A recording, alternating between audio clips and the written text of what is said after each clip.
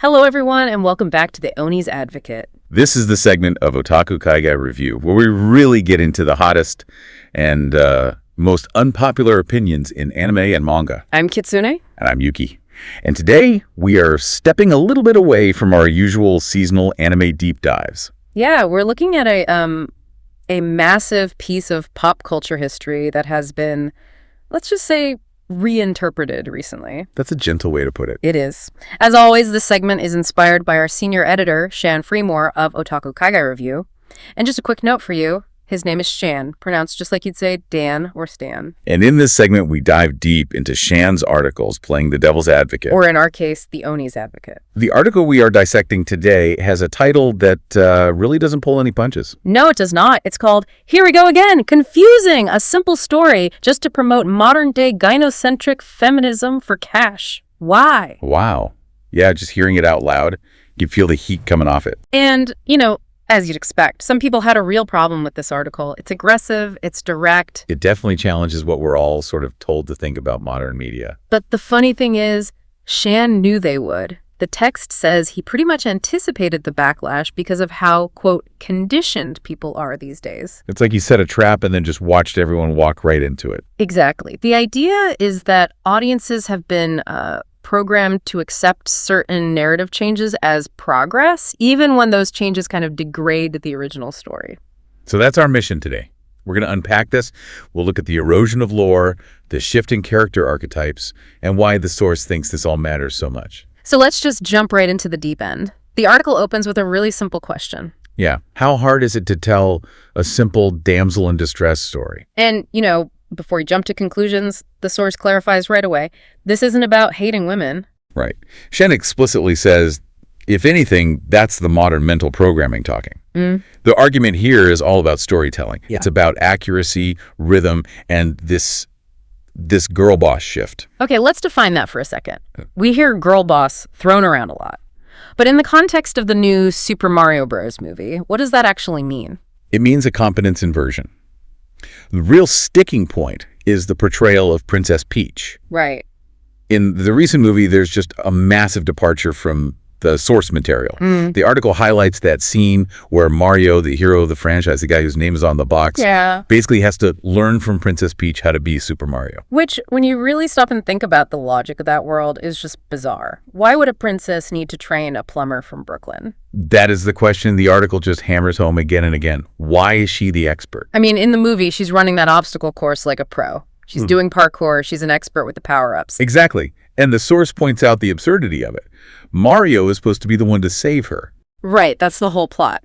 But in the movie, she's the one teaching him. She's the combat expert. She's, better at being Mario than Mario is. It feels like they just wanted to make her an empowered feminist icon, which is fine on its own, but does it actually fit the character's background? No, and that's where we need a quick lore check. Yeah. A lot of people might just assume, oh, well, she's a warrior princess like Xena. But the article points back to Super Mario Bros. 3 in the 90s media. Okay. Peach isn't a military leader. She has a father, King Toadstool. I completely forgot about King Toadstool. He was in the old cartoons, wasn't he? He was, and he's in the original manual lore. He's the king of the Mushroom Kingdom. And this is crucial because in a traditional monarchy, true royalty, a princess, a queen, they represent the state. They have subjects to handle the fighting. The toads, the royal guards. Exactly. Royalty doesn't get their hands dirty. They command. They don't brawl. Yeah. That's a specific kind of power. But the movie just strips that away to make her a physical fighter. The article even lists all the new jobs they gave her. She's a captain, a battlefield general, a combat expert, a biker, a spy. It's a lot. Shan asks this really funny but sharp question. How can you play first, second, and third base while pitching? It creates a redundancy problem, right? If she is this competent, if she's literally better than Mario at everything, then why is Mario even there? It just strips the protagonist of his whole purpose. That is the million-dollar question. If she can fight better and lead the army, Mario is just kind of a tourist, a sidekick in his own movie. And this brings us to the deeper philosophical issue the article raises. Which is? Why is seeing a powerful, heroic man wanting to protect a woman now considered toxic? Oh, this is a really heavy point. The article argues that the whole damsel in distress trope has been vilified. It has. Shan asked why we've decided that a man wanting to save a woman from a monster is somehow offensive. The original story was simple. Bad guy takes princess, hero saves princess. Yeah. And it inspired boys playing the game to want to be protectors, to use their strength for good. It was a noble thing. It framed masculinity as something to be used for others, to protect. Precisely. But the modern spin reverses this entirely. Yeah. The source suggests that Hollywood has basically brainwashed audiences into rejecting any female character who needs help. It's seen as a weakness instead of just a plot device that kicks off the hero's journey. So the thinking now is, if a woman needs saving, she's weak.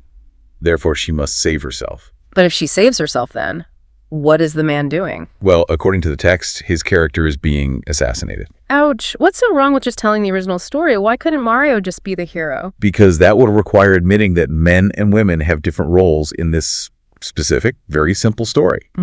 If you look at the original Mario from the cartoons, or Super Mario 64, he was brave, he was bold, a little reckless, he was thrilled to save the kingdom, he never hesitated. I remember in Super Mario 64, you just jump into the painting and you're off. Let's go. No big existential crisis. But contrast that with the movie's Mario.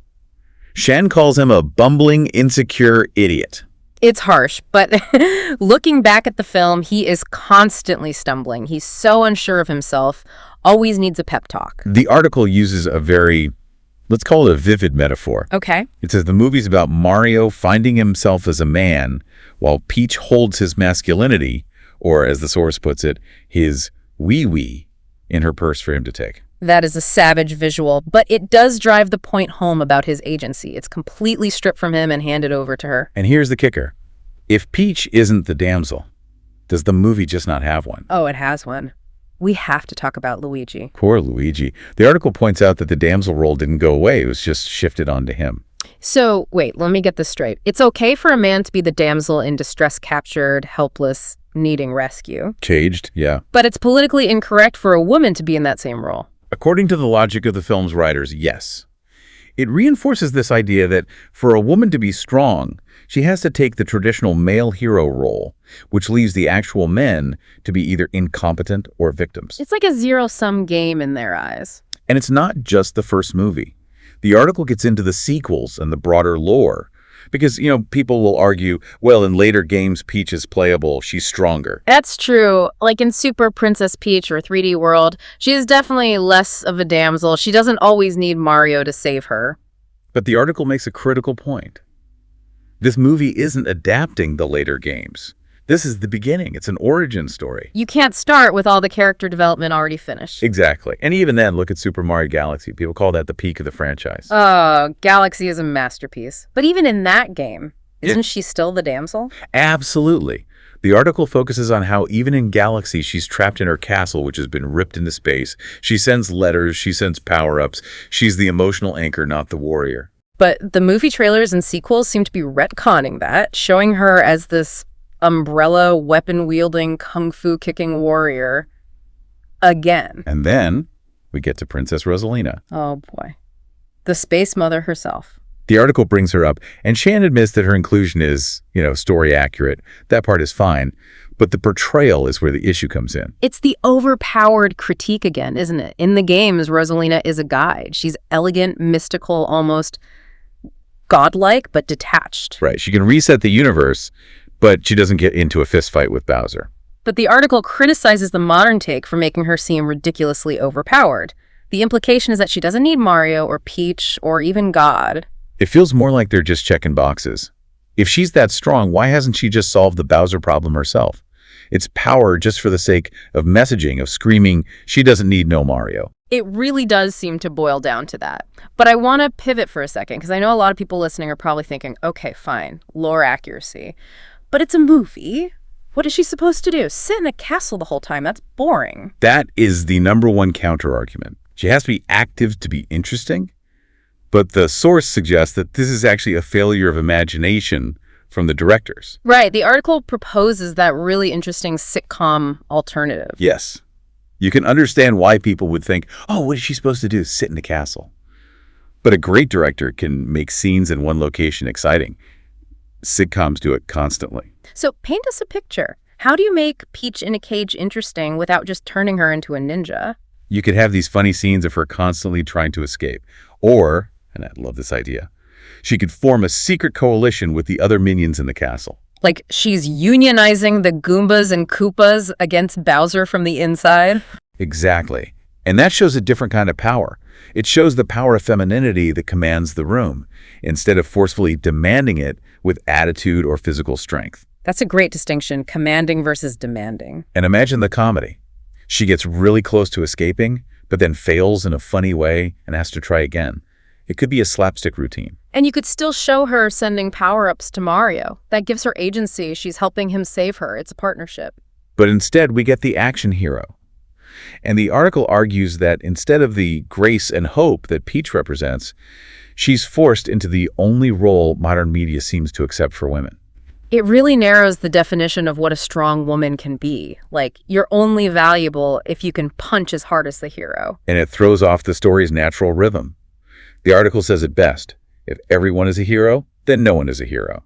If Peach is a tank, and Mario is a hero, and Toad is a hero, the dynamic is just flat.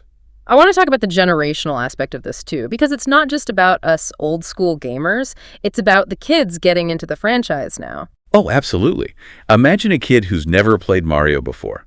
They see the movie, they love Ninja Peach, then they finally pick up a controller and buy the game. They're going to be so confused. Wait, why is she getting kidnapped? Why is she just baking a cake at the end? Why is Mario so cool in the game but kind of a loser in the movie? It creates this total disconnect between the movie they saw and the legacy games that built the franchise. And yet, if you go online and look at the comments, people will defend these changes to the death. That's the programming defense. Yeah. You always see, it's just a kid's movie, or why do you hate strong women? And the verdict from the source is that these people are defending their programming, not the story. They aren't defending the lore of Super Mario. They're defending the modern ideology that Hollywood sold them. It becomes a way to shield the movie from any real criticism. If you critique the writing, you're just labeled a misogynist. It's a perfect shield. And that leads us to the harsh reality check at the end of the article.